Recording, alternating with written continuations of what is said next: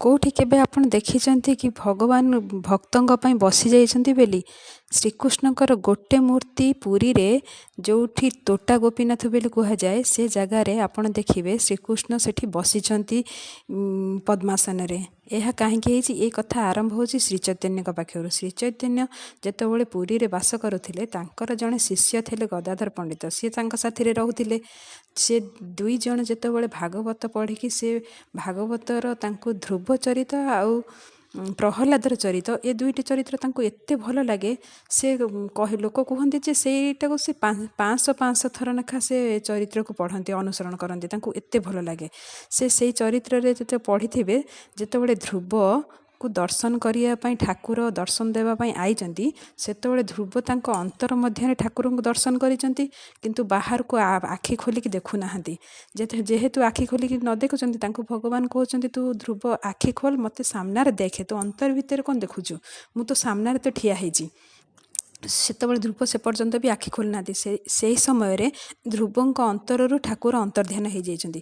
ଏହି ଚରିତ୍ର ଶୁଣିଲା ମାତ୍ରେ ସେତେବେଳେ ଶ୍ରୀଚୈତନ୍ୟ ମହାପ୍ରଭୁ କ'ଣ କରିଛନ୍ତି ନା, ସେମାନେ ବି ସେଇ ଚରିତ୍ର ଶୁଣିକି ସେଇ ଭାବରେ ବିଲୀନ ହେଇକି ସିଏ ଭାବିଛନ୍ତି ମୋ ଅନ୍ତରରୁ ବି ଠାକୁର ବିଲୀନ ହେଇଗଲେ ବୋଲି।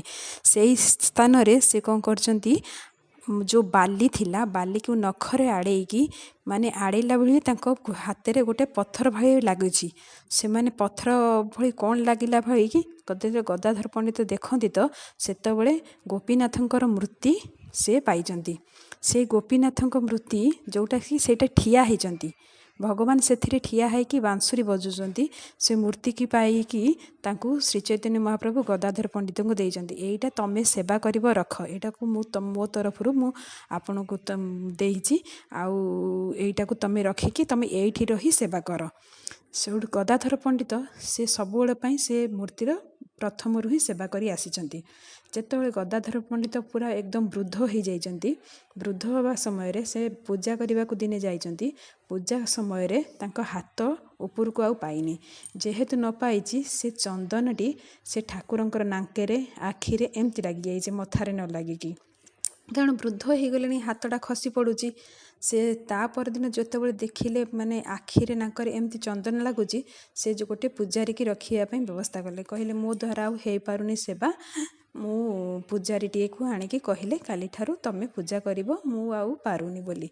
ତ ଯେମିତି ପରଦିନ ପୂଜାରୀ ଆସିଛି ପୂଜା କରିବା ପାଇଁ, ଭଗବାନ ଗଦାଧର ପଣ୍ଡିତଙ୍କ ପାଖକୁ ରାତିରେ ଆସିଛନ୍ତି କି ତମେ କ'ଣ ପାଇଁ ମୋ ସେବା ଛାଡ଼ିଦେଲ? ପୂଜାରୀ ହାତରେ କ'ଣ ପାଇଁ ତମେ ସେବାକୁ ଦେଇକି ମୋ ସେବାରୁ? ନା, ମୁଁ ତ ବୃଦ୍ଧ ହେଇଗଲିଣି ପ୍ରଭୁ, ମୋ ହାତ ଆଉ ପାଉନି, ଆଉ ସେବାରେ ଆପଣଙ୍କ ଆଖିରେ, ନାକରେ, ପାଟିରେ ଏମିତି ଲାଗୁଛି ଚନ୍ଦନ, ମଥାରେ ଲାଗିପାରୁନି, ସେଥିପାଇଁ ମୁଁ ପୂଜାରୀକି ରଖିଦେଲି। ନା ନା, ମୋର ତମେ ଯେମିତି ପୂଜା କର, ମୋତେ ସେଇ ପୂଜାରେ ସ୍ୱୀକାର। ତମେ କାଲିଠାରୁ ତମେ ହିଁ ପୂଜା କରିବ। ତମେ ଯେମିତି ଯେଉଁ ଭାବରେ ପୂଜା କରିବ, ମୋତେ ସେଇଟା ସ୍ୱୀକାର ହେବ, ଆଉ କାହା ଦ୍ୱାରା ମୁଁ ପୂଜା ପାଇବି ନାହିଁ। ଦେଖନ୍ତୁ, ଭଗବାନ ଯେତେବେଳେ ଗୋଟେ ଭକ୍ତ ଯଦି ମନ ଭିତରେ, ଅନ୍ତର ଆତ୍ମାରେ ଯଦି ଭଗବାନଙ୍କୁ ଡାକେ, ଭଗବାନ ଯେମିତି ହେଲେ ଶୁଣିବେ, ନ ଶୁଣିବେ ବୋଲି ନାହିଁ। ତା ପରଦିନ ଯେତେବେଳେ ଗଦାଧର ପଣ୍ଡିତ ଯାଇଛନ୍ତି କି ସକାଳେ ପୂଜା କରିବା ପାଇଁ ପୂଜାରୀକି ମନା କରିଛନ୍ତି, ନିଜେ ଯାଇଛନ୍ତି, ସେତେବେଳେ ଦେଖିଛନ୍ତି ଯେ ଭଗବାନ ସେଠି ପଦ୍ମାସନରେ ବସି ଯାଇଛନ୍ତି, ଆଉ ଠିଆ ହେଇନାହାନ୍ତି। କାରଣ ସେ ଜାଣୁଛନ୍ତି ତାଙ୍କ ଭକ୍ତଙ୍କୁ ଅସୁବିଧା ହେଉଛି, ସେ ଭକ୍ତ କରିପାରୁନି, ଭକ୍ତଙ୍କୁ ଯେଉଁଭଳି ସୁବିଧା ହେବ ସେଇ ହିସାବରେ ସେ ବସିଛନ୍ତି।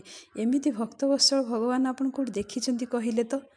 ଆପଣ ଯେମିତି ଭାବିବେ, ଯେମିତି ବୁଝିବେ, ଭଗବାନ ଆପଣଙ୍କୁ ସ୍ୱୀକାର କରିବେ ନିଶ୍ଚିନ୍ତ। କେବଳ ଆପଣଙ୍କ ମନରେ ଭକ୍ତି ହିଁ ଥିବା ଦରକାର।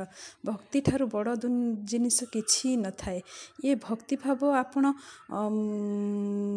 କୌଣସି ଧନ ପଦାର୍ଥ ସହିତ ତୁଳନା କରାଯାଇପାରେ ନାହିଁ।